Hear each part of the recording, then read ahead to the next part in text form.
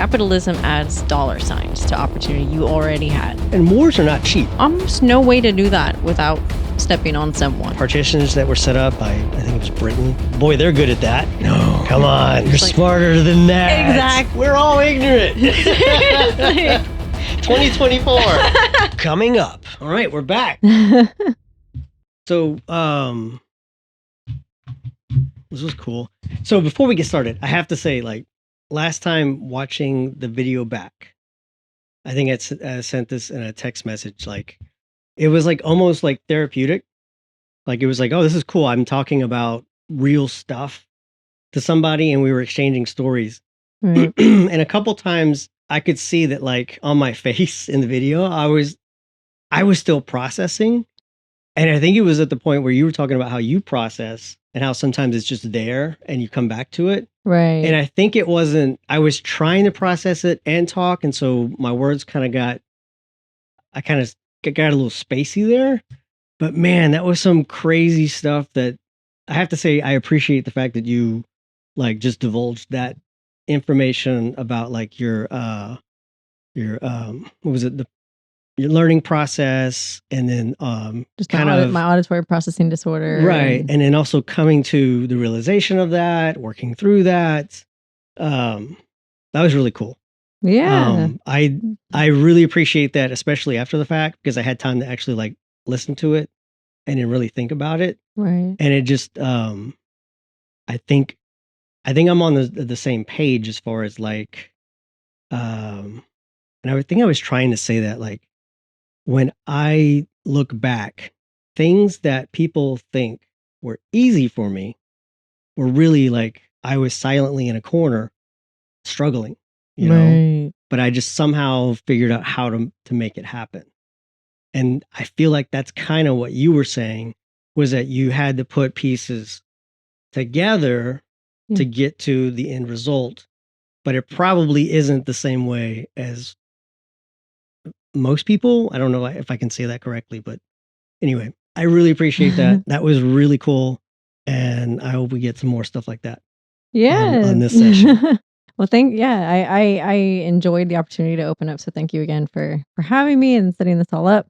I think a lot of us really process things differently than we think everyone else is processing, or that we think we're supposed to. And I feel like a lot of us probably process a little bit on delay, or are receiving so much of the world around us, that it affects how we process information, even down to, eye contact.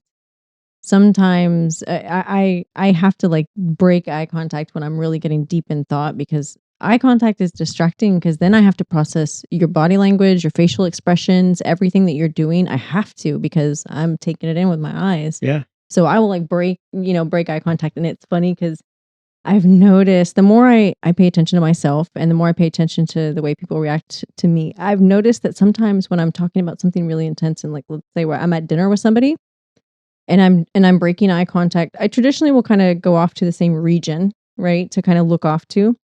And I've started to notice sometimes those people, whoever I'm talking to, will turn and look in that spot, because they think like maybe something is distracting me, or I'm looking at something. So then I've had to be like, oh, sorry, no, I'm not looking at anything. There's nothing exciting going on. I just have to break eye contact so that I can focus on the message. Or if not, like, I'll get lost, or I'll get distracted, and then I lose my train of thought. So I've seen something like sometimes that's how people also think.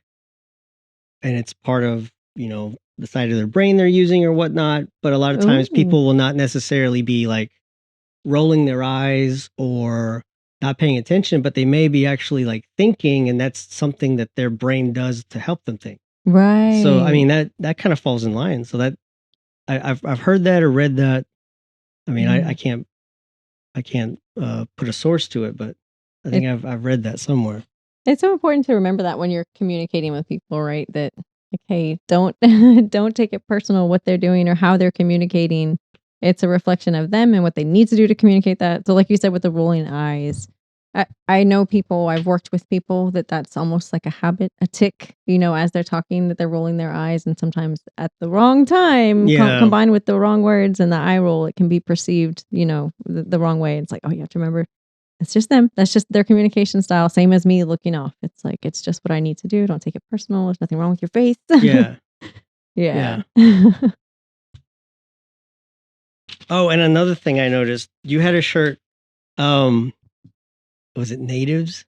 Oh, yes, Was that yes. a play on Abbey Road from the The Beatles? Beatles. I didn't even Yes. notice that until like I was playing it back. I was like, that looks like a Beatles shirt. I was like, that doesn't say Beatles. What is that? I couldn't Yes. tell, right? Because I think you had like you had something else on, but I thought that was hilarious. It's one of my favorite shirts. It's the first shirt that I got from this clothing line that I love. Native clothing line. The NTVS is their like how you say natives on their website. But they have some of the coolest shirts that are a play on a lot of pop culture Really? stuff. Yeah, bands, major events. Just they really kind of like to mix Native American history with pop culture and just kind of draw your attention with shirts like that you think you know that image, and then you're like doing a double take. And Yeah. like, oh, hold on, that's Yeah. different. No, Yeah. I thought that was cool. I was like, I'm pretty sure that's a Beatles. I want to say it's Abbey Road. Yeah, where they're crossing They're the street. I crossing the think it's Abbey street. Road. Yeah, something Yes, like I that. think it is Abbey Road because even on the shirt it says Red Road up in the corner. Oh, okay. Yeah. Yeah, that's probably it then.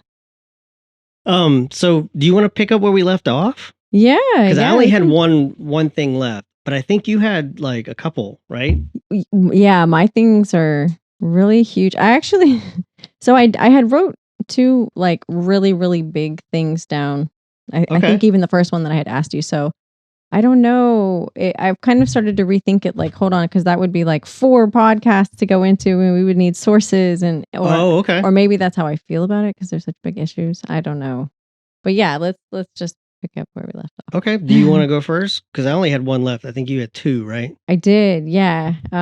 So what, like, some kind of big issues? Your thoughts on capitalism? Oh, geez. I know. Let me get some water.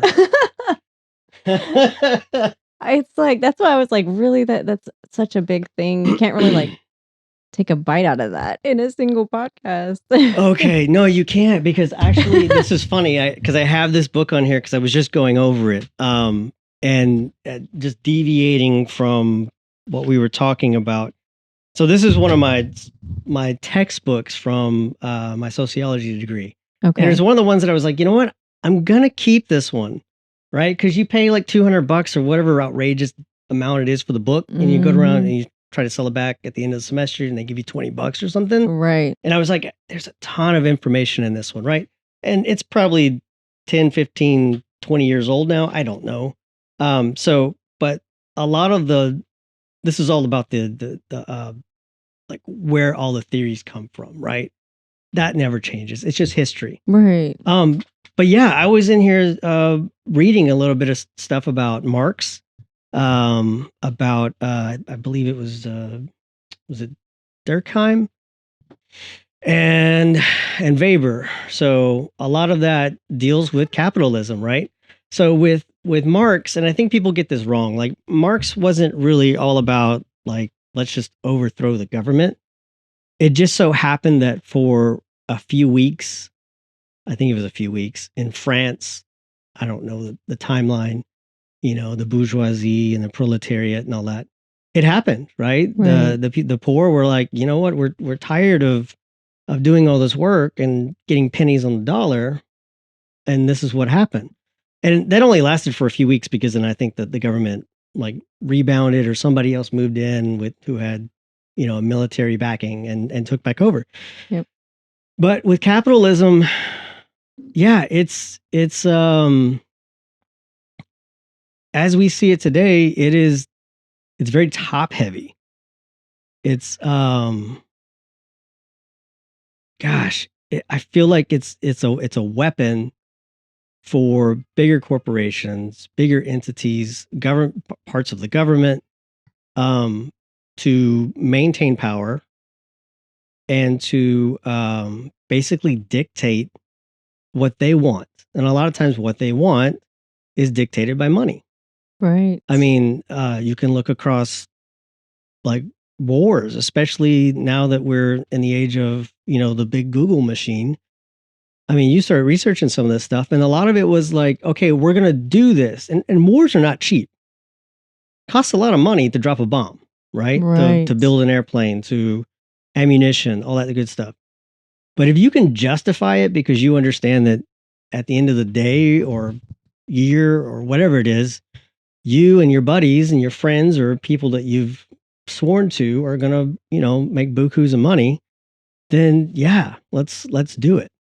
Um, so as far as capitalism is concerned, it's tough. It is this is a really broad. So if I had to like shorten it all, it flat out sucks. Capitalism does give you the opportunity to make something bigger than what you were yesterday, right? Um, but at the same point in time, it's that opportunity cost. What is it costing me or people around me to get to there? So Mm, that's like one avenue you can go. So you think about people who are these workaholics who are like the CEOs and whatnot. Um, I mean, if you want to go down that avenue, and in my perspective, like, what did that cost their significant others, their family?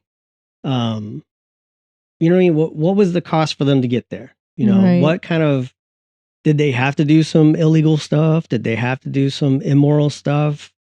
Do they just not have a relationship with their family and whatnot? I mean, that's one avenue to go. Mhm. You can also think about like what we see now with big corporations are just making so much money. I think that I want to say it was a year ago when it came to light how much like some of the big oil manufacturers like Chevron and Shell, and I think it was Shell that was the big one. They were going back and they were buying back all their stocks with Yes. just large amounts of money. And so while everybody's, hooting and hollering about the president and whatever political figure is doing this to me, these corporations are over here just making tons of money. Well, why? Well, I mean, they saw an opportunity and I don't know, maybe it was a bill that was passed. Maybe it was they just raised the rates because of, we were coming out of COVID and there were some supply issues and they were like, let's see how long we can milk this. And so what does that cost, you know, you and I? Every Right. day we go to the gas pump and in the last 6 months it's gone up $1 or whatnot. And then you start thinking about that. And what does that do? Well, then now milk is more expensive because we got to get the driver to fill up his tank and then we got to get the cows and all that stuff, right? So Right. And we don't wanna lose any of our profit. We don't wanna see any reduction in profit, so we right, have to pass that cost down. right. God forbid we do any cuts internally. So you can and in fact I think that we're starting to see more of that now coming out of the whole COVID and inflation and all that stuff. I think we're starting to see some of that kind of trickle in as some of these corporations, I think even who did the Super Bowl? CBS? CBS after the Super Bowl, even though it broke records, they're like, all right, well, we're going to cut 800 employees or something like that. And it's like, okay, we made our money. We got to stay here, right? So Wow. capitalism does that, right? It's we gotta be at the top. We got to stay at the top. And there's all these people who are investing and all that stuff. I mean, that's another avenue you could go. Capitalism is it's very broad. And I think with as much good that it can bring to a society, there's some dark, dark stuff that happens in order to get to those moments. Mm, And if you can employ enough media to support you, then it just leads to all tons of other issues that we see. Just basically multiple layers of stratification, which is essentially what like my entire degree and what this entire book is about is like how do we keep people stratified? right, And capitalism is a very good way to do that. How do we keep people poor while, X amount of people keep their money and right. do whatever they want to do with it? And reinforce the necessity of these classes. remind people why we need to have poor people and why we need to have CEOs and rich people. Like, it's Correct. very important for our society, guys. We have to keep reminding you of that. Don't consider any other alternative. Correct. Yeah, man, you've made some fantastic points, and honestly, you're kind of spurring some questions I have based on what you said. Like, one point you made is, at what cost?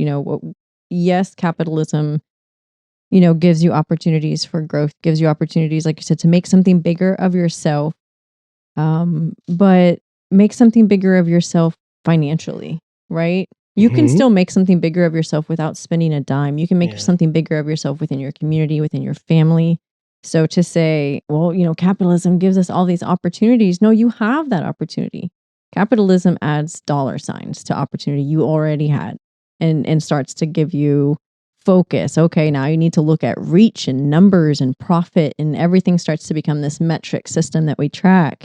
It's based on Yeah. constant growth, right? So, good point on COVID and all the inflation that we saw. But then there were so many studies that went back and looked at that and said, actually, there really wasn't that much of a financial impact to these corporations with the masking and the reduction of work, or let's say the reduction of work availability, because the government was sitting there doing all these loans and trying to make up for it and all that. So when you actually look at what happened, the majority of these companies weren't impacted in the way that they were. They wanted to keep their profits, or their profits ended up having record growths. Hmm. The last 4 years, there's so many corporations that have had record growths, and like still quietly are bragging about it. Still letting all their shareholders know, hey guys, look at all this stuff that we're doing. It's great. Yeah. Yeah, I mean, sorry, there's genocide and people are still dying in mass numbers from COVID, and ignore all that. But look how great our profits are. And you're Yep. right, based on shady business deals, based on them buying back their own stock. It's just, it's hard for me to find anything positive in capitalism.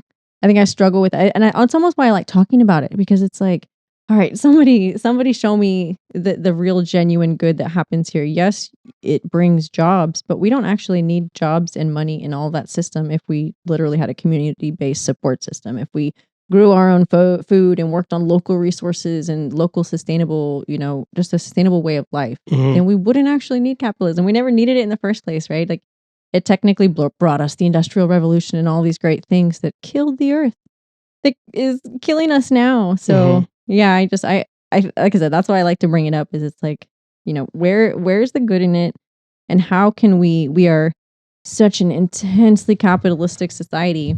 How can we get out of it? How can we stop this? How can we make a change that, you know, yeah, how can we get out of it?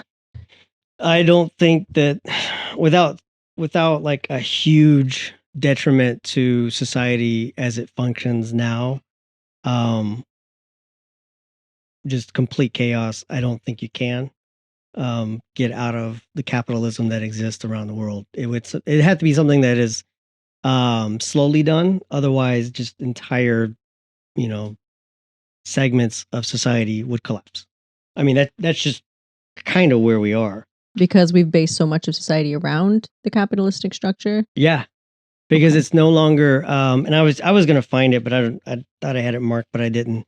I believe it was Durkheim that argued, and I may get this wrong, but I believe it was Emil Durkheim that argued that the difference between like a modern society and a traditional society, which back in his day was almost the Eurocentrist way to think about it. Like we have people who are more. I'm going to use the word savage because I can't think of anything else, and that's probably not the right word.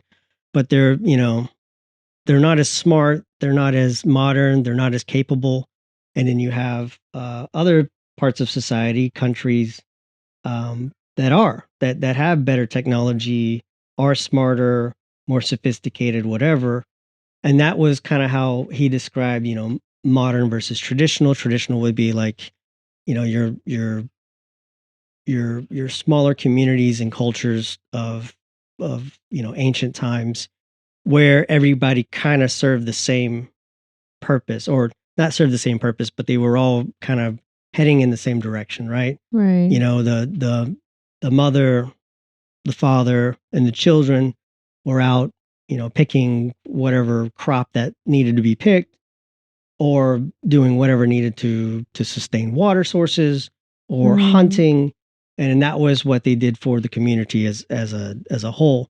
And then you get into other situations where it's like, is it mechanical or is it organic? Is it I have a set of skills and I can use those to do these types of labor and provide to society? Or is it something where, I have these set of skills and now I'm going to go work for somebody, and then that leaves me open to be basically abused for, uh, whatever financial gain, whatever gain is in there. Uh, Most purposes, it's money, Right. right? I'm going to go make you $1,000, and you're going to pay me, $10 for that hour that I worked to make you $1,000. Right. So yeah, there's a lot of argument in there as far as capitalism is concerned, because of how it gets exploited, and how, us as employees paying taxes, and where do our taxes go and all that good stuff. How are we being exploited? So man, that's I feel like I could ramble and ramble on that. Right. I think honestly that's where my brain is kind of stuck on it so much right now with what's going on in the world. And yeah, you're right that we have the advanced countries, and then we have Hmm. the countries that we look at as third world, or that don't have the advancements or the technology that we have. But in some cases, do they want it? In other cases, that the reason that they don't have it is because of what our society is taking from them, the resources that are constantly being taken from them. So again, it kind of forces that, well, they don't have this. Well, yeah, they don't have that because we have it all, because we're continually taking it from them and leaving them in the conditions that they are. So you're right. It definitely messes with my head on a daily basis to think about working in this society and knowing where my tax dollars go. And it's definitely opened me up to a world of thought around, you know, taxes and tax laws, and just what can and can't be enforced in that realm. It's just made me reconsider, what rights I have and what say I have as far as, paying my taxes and the application of those taxes. Yeah. I mean, do you have anything more to expand on that? Because I'm curious too, now that you mention it. So there's a site, someone that I follow on Instagram who shares lots of really cool stuff with things that are going on. She shared a site with me the other day, and I can't remember what it's called, but I Okay. will look it up and send it to Okay. you. And it was called it's something about the tax laws. Is the name of the Hmm. site is like, rethink my tax laws, or rethink my taxes, whatever it is. But it's a movement that's going on right now that is focused on getting people to reconsider their stance on paying their taxes this year, given that the US is openly giving that money to Israel to commit ongoing genocide on a Hmm. regular basis. Hmm. So I'm just barely trying to kind of understand it. And it's something that I feel like, one, not many people want to talk about, because they're like, oh my God, the government's going to hear me. It's listening on my phone right now, Hmm. So, but it's something that I think we all should be talking about. It's we're held to this system. We contribute to the system. So we should understand it, and we should understand what power we have to push back against it when it's not doing what it's supposed to do for us. I agree. That's all I can say is I agree. I can't wait to share that site with you, because yeah, and maybe that's something on a next podcast we can kind of dive into our thoughts around it, because that time of year, it's really like these next few weeks. I've even told my husband, like, I broached the idea to him, because again, it's a big concept, and I'm like, I really want to have a think on this year before we press Yeah. that little button and send that in. I'm just not feeling it. To continue and keep capitalism thriving, it goes hand in hand with individualism, right? Like wanting to make something better of yourself, wanting to succeed in this world. The succession in a capitalistic society requires money. So how do I get more money for me? Hmm. And there's almost no way to do that without stepping on someone, or without trying to elevate yourself. And in Hmm. some ways, you're elevating yourself as pushing someone else down. Hmm. So it's hard. It's a constant, it's a constant feeling in the society to be more, to do better, get the next role, get the next promotion, get the next job, be successful. But it's like, what are we doing this for? to achieve some sort of title that will eventually make us feel right or feel good, but then you've spent 30 years, chasing, chasing, chasing, chasing, and you could have spent 30 years, investing more time in, again, your community, your family, your children, just needs all around you, your world, ways that you can have an impact. But we're so distracted. You gotta be more, be successful. Yeah, it's frustrating. It's hard to get people to look away and to consider community, to look away from individualism, to look away from one's internal success, and to start looking at maybe the hand in hand of that, right? Because to survive in the U.S., we kind of have to participate in this society. So, what's the hand in hand? How can you help your community with that success? How can you have the biggest impact to pull people with you as you're moving up? How can we in society make sure that we're continually pointing out, who is getting stepped on or who is getting unequally treated in the chains of the systems that we work in? Because they're always there. It's always embedded in some way. We just don't want to talk about it. Yeah. Like, and I think that when you said that, I'm thinking, why is social media at the Supreme Court right now? Why is why are there so many laws every year put in place to protect politicians, right? Mm, And it's like, I think we would have to have the right people to be able to infiltrate politics and media in order to get those messages out. right. Because right now it is really one sided. Even if you talk about the U.S. The big broadcasting system services, whatever you call it. Right now, when you typically see, and I'm going to call it red and blue, you typically see these broadcast, television, radio go one way or the other, lean one way, lean the other way. When it comes to certain situations like the Israel conflict right now, they refer to it as the Israel Hamas war, Israel Hamas conflict, Mm. and it's the same across the board. It's like, hey, this person, this Palestinian 4-year-old child was found dead. Yeah. Like, wait, they just died, They right? just stumbled and died Right. all of their That's own it. accord. We don't know. I don't know what's going on, but it's like, no, like, if you, they have I don't, it's not 911, but they have the emergency call that you can listen to, and you hear gunshots in the background. You're like, that's probably what happened. So how do you Mm. get people in this capitalistic society to want to go down those avenues and kind of shake up the system that way? Because I think that's part of it as well. Follow the money, right? Most of these Yeah. politicians are getting paid by somebody for a certain agenda, and a lot of times it leads to what I call the stratification. And what you were referring to is stepping on people. And how do we get people in there who are going to say, no, that's not right, we really need to do this, without being completely one-sided and or you know being bought off for a certain agenda? And I don't really know how to make that happen. I would love to get into politics if I could do that, but Right. I don't think I think it's part of what you were saying, is like, you have to step on people, Yeah. right? Like what I was saying, how did you get there? Did you have to do something immoral? Did you have to do something illegal? And I'm willing to bet most of those people did, somewhere along the lines, did something, one of the two. Right. I mean, even with our current president right now, I mean, he's not the cleanest politician out there. You Mm. know,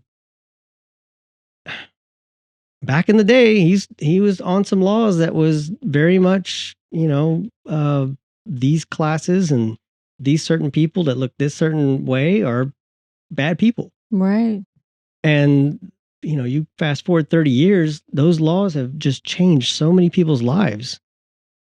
I, Yeah, he was out there openly saying he was pro-Zionist, like, he was pro-Israel 30 years ago, and look he what that's led to. he also I forget what laws it was, but it led to the arrest of a lot of African Americans that were just basically being profiled for no particular Ye reason. It's just Yes, there was going along with all the tropes and all the the stop and frisk for New York. yeah. Yeah. So I mean, that's another topic. Like, I want to go off, but I want to also stay focused. Yeah. And I feel like if I start going down that avenue without being fully prepared to talk about it, like I would just think of a ton of things to think about. It's Right. how do we get somebody into the White House, into Congress, that's going to look at the greater good of the United States and the people, and Right. not just try to pin certain people against other people so that they can get their way. Because that's what we see right now. Right. Um, like you said, it's about the metrics and the growth. Politicians are doing the same thing, Mhm. right? I mean, they need people like me who's got a sociology degree to go, okay, who are we marketing to? Who's my Yes. audience, right? Right? Yep. Here's the Where buzzwords you need to say. Here's the people you need to what focus on. zip codes do we need to go to in order Yes. to do a town hall or canvas the doors and knock on doors and stuff? Where do we need? That's what they're doing. Right. Like, we're gonna lose this zip code, but we can win this zip code. So we're gonna make sure that these people are taken care of, and we don't really care about those people. Well, Right. we care about these people. Just we care about these people more. You know? Yeah. It's funny, man. You're covering a lot of really good things here, and I think that's a great point. I was saying, like, how do you change this with community, and then your focus is like, how do we change it with politics? And I think that's such a good perspective, because it's so hand in hand. We have half the country doesn't give a hoot about politics. They don't want to vote. They think it's all Mm. meaningless. So how do we get those people involved? Not necessarily in politics, but just in any sort of movement, in understanding community and understanding connection. And then, yes, 100%, how do we get another grassroots movement to get someone in the White House that we support, that we believe that is going to, achieve what this country and this nation needs to achieve? And how, I don't know. I don't know. It's such a good question. And I think I'm slowly learning what not to do. I'm I'm slowly learning that you've got to kind of tamper your rage in the right moments. Yes. You've got to, you're never going to invite people in when you're constantly reminding them what they're doing wrong. So it takes such a fine, like, dance Yeah, you're right. to recognize it, see them at where they are, even when you think that their perspectives are literally leading to genocide. Yeah. You have to try and find something in there to see and draw out and build a connection from. And I don't know how to do that yet. I don't know how to do that well. Yeah. So I'm kind of reaching a point where I'm observing a lot more. I'm trying to observe other individuals who I feel like have really good platforms, really strong platforms right now, that are doing that are reaching out and engaging the opposite side, and in a way that is drawing them in and leading to collaborative discussions. There's a lot of really fun, inflammatory folks that I follow who like to make really comedic content and stuff that's just in your face inflammatory. And that's always a good comedic relief every now and again. But that's certainly not going to draw the folks in that we need to draw in. So finding that balance and finding the words and finding the center and groundedness in ourself to have those conversations and not just lose our shit. That's the trick. And I think part of it is the reason why it's hard right now is because of the urgency. Yes. I mean, I think I was 1 week in to the whole thing whenever I noticed, where I'm talking about Israel, Palestinians. It was 1 weekend where I noticed, I was like, man, that, the morning news is completely one-sided. What is going on here? What am I missing? Like, why does it sound like this? And then I started digging more, and that's when I realized that what I thought I knew was correct, but there was just so much more that I didn't know. And that's kind of where I think I looked at Christy one day and I was like, "Are you okay if I start posting stuff?" I was like, "Cause I mean, I might be the black sheep of everywhere we go, you know?" And she was like, if you feel like it's right, then, you do it." And I was like, "Okay." And so I started putting stuff out there, and it was really cool because I started getting like I don't know, some of my posts were getting like hundreds of thousands of views and comments and stuff, and it was really cool. And now social media is like tamping down on all of that. Yeah. But I think the whole point of that was like there was an urgency. Like I felt an urgency that's like, oh my goodness, like hundreds of people are being killed every single day when I Right. wake up. And these people that I follow on these social media outlets who just want to be YouTubers, who just want to talk about how awesome their community is. Mm-hmm. The same things that we do here in the United States. They're losing everything. And yet there's an entire mass of people saying, yeah, they deserve that. So I think that urgency is probably playing a role in how you're saying, I don't know how to be nice. Because Yes. it's hard to be nice when I'm going to wake up tomorrow and there's going to be, 50 children whose lives are ultimately changed tomorrow for whatever reason, whether they're maimed, they wake up without their parents, something. So I'm kind of in the same boat. And at the same point in time, I like to try to put out the information like, yeah, but did you hear this side? And I think that's what the whole thing is like, how do we give perception to people? Which is why I like this, because I kind of like hearing your side of things as well. But how do we provide perception to people that they're not exposed to? Right. Because that's huge. If they will listen to some of these things and understand that, okay, things didn't happen on October 7th. I mean, it didn't start on October 7th, right? Yeah, you're right. Israel left Gaza in 2005. They pulled their people out of the settlements. But then they constructed these giant walls and said that, we're going to control everything that enters and leaves here. Like, you can't leave without us saying it's okay for you to leave, and we're going to do the same thing in the West Bank. And it's even Christians. Like, every year, Christians can't just go from Bethlehem to Jerusalem for Easter. They can't. Some of them are just completely barred. You can't leave. You can't go there. Right. And some of them, it's too much of a hassle to get there. Like it's hours and hours and hours to go. I think it's like 5 miles or 10 miles. Like something that should take them 5 minutes to travel there. It takes them like hours and hours and hours. And it's, I really wish, and I guess I'm getting excited here. I really just want to be able to convey messages like that to people so that they understand that this is not just good versus bad. Like, if you look at it, there's men, women, children, there's doctors, there's people who just want to do YouTube, there's reporters, there's newborn babies, there's Catholics, there's Greek Orthodox, there's Christians, there's Muslims. There's people who can trace their heritage back to the Canaanites, who were, according to the Old Testament, who were there before these, what I'm going to call them Israelis, made it there. The Israelites made it into that area, and there's still even arguments. If you talk about people who study,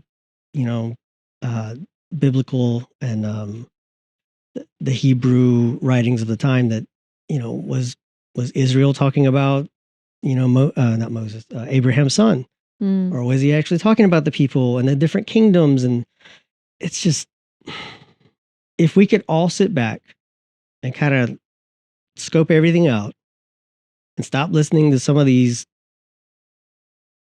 predominant, one-sided, media, what am I trying to say? Not moguls, but personalities.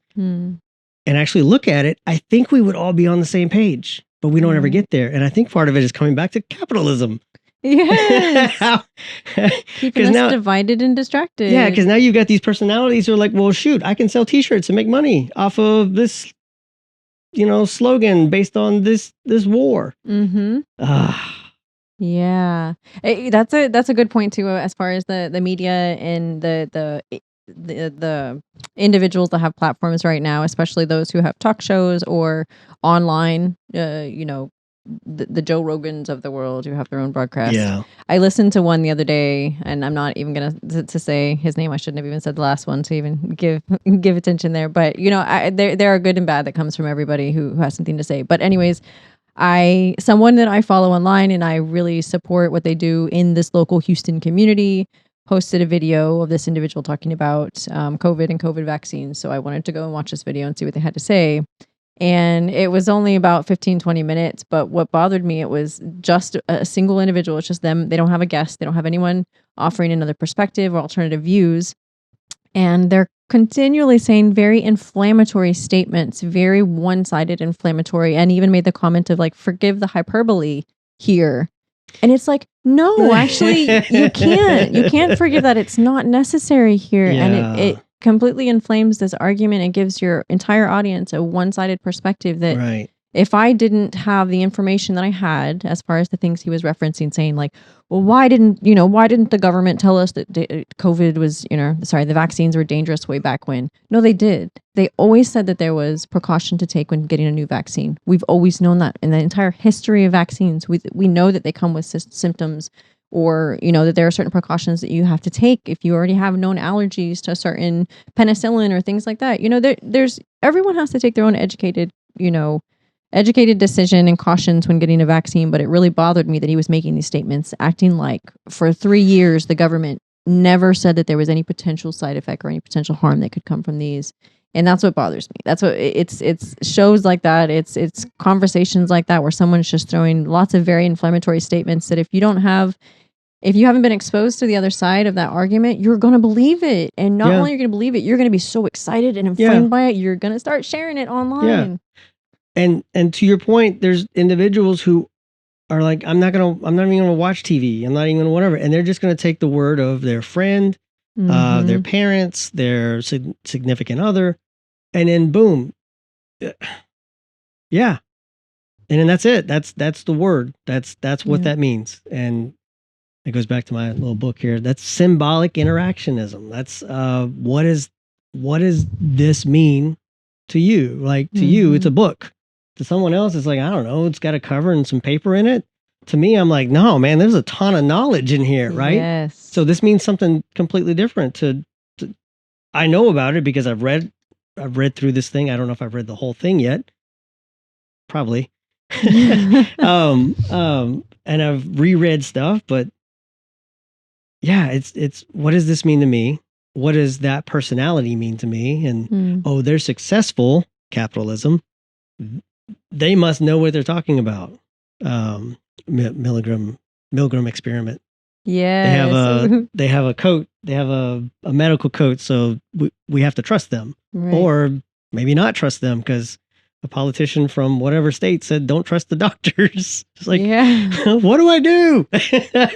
Honestly, though, it's like we're constantly getting conflicting information like that, right? Yeah. There's always someone saying that this is bad, and then someone else is saying this is good, and so you have to, in this day and age, be an active, engaged, informed member of your community by never taking anything at face value. Always doing your own research. If you're gonna grasp anything at all that someone tells you, something that you see, if you feel like you're ingesting it, which you pretty much always are, you should dig a little deeper. I had a conversation with my husband about this recently because he just got Instagram very recently and is not a big social media person at all, never uses it. And so every now and again he'll get on there and he'll get on there just to see what I share. I appreciate it. He's always following me and keeping up with whatever I'm posting so that we can talk about it and keep up with world activities.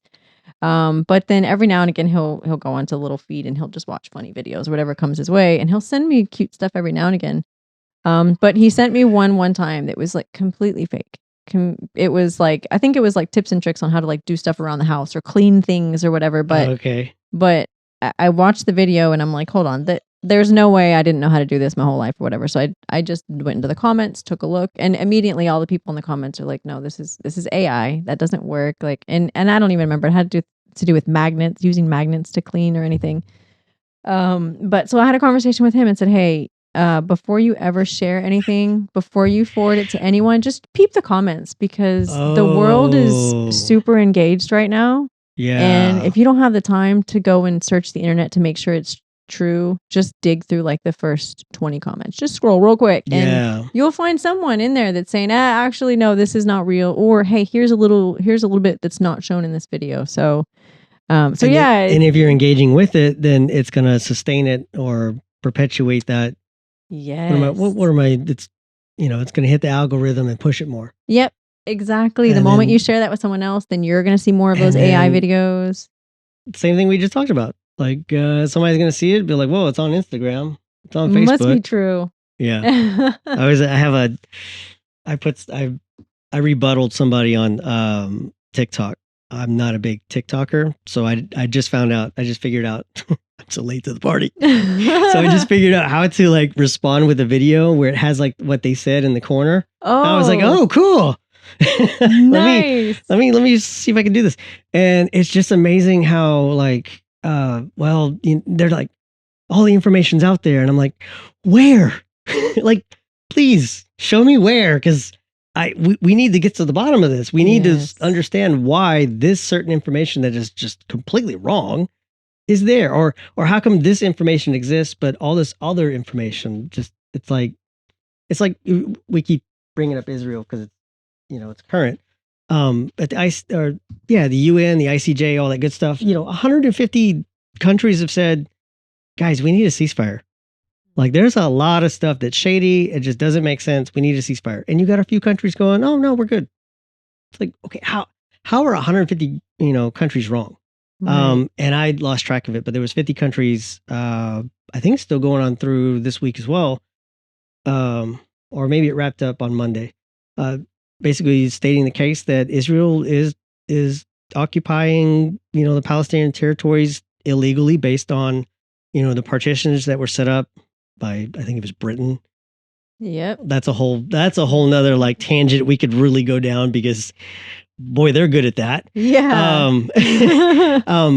But basically saying, hey, yeah, it's an occupation and it needs to go away, and yet you have this very few handful of people, including our government, going, no, it's not that bad. But again, you go to a certain source or somebody that somebody trusts because they think that they've done well, and it's like, oh well, it's got to be true. It's like, oh gosh, again, no, come on. You're like, smarter than that. exactly. You're like, come so on, smart. And deeper. you know what? You may not be like book smart. You may not. You may be somebody who just fixes cars for a living. I don't care. You know what? I cannot go out and fix my car head to toe. I can't do it. Right? Absolutely. I don't have. It's not in my wheelhouse. I'm not physically capable of doing that. But there are people who are, when it comes to vehicles and motors and stuff, they're geniuses. Yeah. So they know how. They know how to use resources. They know how to get information. And I'm not saying that's a demographic that sways one way or the other. I'm just saying people who have even those types of skills develop those skills somehow, which is the same thing as just questioning something. Right? Critical Like, thinking. those people are still alive, so that engine didn't blow up in their face. Right. They were like, well, you know what? That doesn't look right.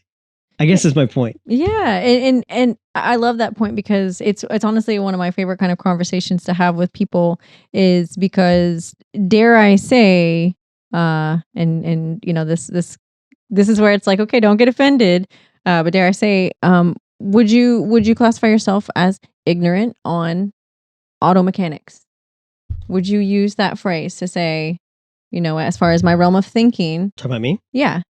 Yeah. I do not contain the knowledge to maintain like full an auto mechanic. I think it's getting people comfortable with the idea of saying we're all ignorant in something. That word, that word really triggers people. Yeah. Right. So I love when someone brings up and compares to something that they don't know, and it's just like, that's a great point. So yeah. You could openly say like, hey, I'm ignorant when it comes to car maintenance. And I can definitely say that. Anyone who's seen my car and been in it, super ignorant. I will claim and own that forever. I'm sorry to my car for the condition it's in. But it's really important, because everyone we meet, we are ignorant in something that they are not. Yeah. They have knowledge to give us. They have some area to add. Even if we fundamentally agree with the majority of who they are as a person or what they stand for, there's still something in there that we don't know, that we could learn from, that we could grasp from. And I feel like people they get so excited on what they do know that they feel like they are like the smartest person in the world. It takes me back to, was it Socrates? Which one? Who said like wisdom is in knowing that you don't know everything, that you I can't remember. Plato, maybe. See, that's something I'm not good at. The philosopher, help me out here. Philosophers? Yeah, philosophers. That sounds like a weird word to say. I don't know my history on that. It was whoever was put to death. And I should know, because I got super hung up on understanding and studying him after I learned about him. I want to say it was Socrates. Was put to death for for essentially referring to himself as being higher than God or deities because he recognized his own ignorance, and he, in the Ooh. world around him, he never Yeah. met another man, woman, Yeah. person who would say, I am ignorant. I don't know everything. Everybody wants to say, like, no, I'm right. I know it, and Yeah. so it's like changing that conversation to get people to be open to the fact that, hey, there's definitely, even in the people we disagree with the most, there's definitely something that they know that we don't, and that's why they're so firm in that stance. And what is it? I think we've untangled a lot of stuff as far as like perceptions on Israel and people thinking it started on October 7th. We've put time in to realize the history and what happened Yeah. long before that. Mm-hmm. But there's so many people who haven't, and they're hung up on one little thing somewhere Yeah. along the way, and it's just trying to get to that nicely and figure out, hey, Yeah. help me understand that I'm ignorant on that part about you. And I try and kind of tell, like, I try and lead with the, hey, I'm ignorant and stuff all the time. But I still find people reaction, like having a very visceral reaction anytime I use the word ignorant in regard to them saying, like, hey, you're actually a little ignorant in that area, or your comment is a little ignorant in that area. Yeah, even your face, right? Because Yeah. it's It's like, like, oh, that's oh, so taboo. but is it wrong? No, it's not. It's just, it's not a norm. Yeah. It's yeah. Everybody wants to dance around it and find like the nice words, and I'm circling back to the urgency, right? I'm like, man, niceties aside, let's just Okay. get to Yeah. it. Like, Yeah. you're ignorant in that area, and I'm probably ignorant in your area. Like, let's fill in our ignorance. I'm okay with you saying that to me. I'm just saying, in my experience in life, Yeah. you're right. You say that to somebody else, and like you don't know, like somebody It's go fighting off on you, words. and it's Yeah. just like, not where I was trying to go, but all right. But it's like, is there, you can dance around the words softly, but you're still saying the same thing, Yeah. right? You still have to find a nicer way to say, hey, you don't know what you think you know in that area. Correct. And I care about you enough to call that out and try Uh-huh. and help you see that you need to learn more in that. Yeah. And if it pisses you off and you think I need to learn more, cool, give me the resources. Just like you said, give me the resources. Tell me where you learned that from. Tell me why you have that stance from. People love to, like, what is it? I forget the like slang term, but like it's not the right one to use. But like nail themselves to the cross, or like, for they're gonna die on their hill for certain things. Yeah. Yeah. Okay. But it's stuff that they literally never actually critically looked at, critically investigated. They Yes. they heard it, or they saw a 3-minute TikTok and they're like, damn it, I believe this 100%. Or And it's I'm down. something So that somebody in their life has said their entire life. So how can it be wrong? If right. they've said it, and maybe that's the point. Maybe they've said it somebody has said it their entire life, and nobody said, "Hey, you're kind of ignorant on this topic," because they couldn't. Yes. There you go. Maybe that's it. Maybe that's the slogan. You're all ignorant. Vote for me. I'm ignorant too, but I own it. Yeah, we're all ignorant. Seriously. 2024. That's gonna be the winning slogan. Seriously.